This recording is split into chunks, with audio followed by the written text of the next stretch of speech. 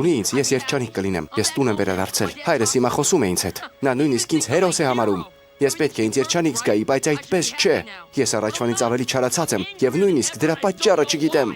Ուրեմն դու մի պարզ հարցի պետք է պատասխանես, ում վրա ես այդպես չարացած։ Ոչ ոքի, ուղղակի չարացած եմ։ Այո, ում դեմ ես չարացած Զուկո։ Բոլորի։ Չգիտեմ։ Հայրիկի։ Ոչ։ Հորեղբորդ։ Ինձ։ Ոչ։ Ում դեմ ես այդքան չարացած։ Պատասխանիր հարցին Զուկո։ Խոսիր մեզ հետ։ Դե պատասխանիր հարցին։ Խնդրում եմ պատասխանիր։ Ես ինձ վրա եմ բարկացած։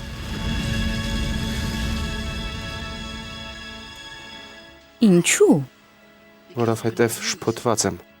Որովհետև ես էլ չեմ հասկանում, թե ինչն է ճիշտ, ինչը սխալ։ Դու ողորմելի ես։ Ես միայն մի բան գիտեմ, որ անտարբեր չեմ քո նկատմամբ։ Ինչ հրաշալի ներկայացումներ էին։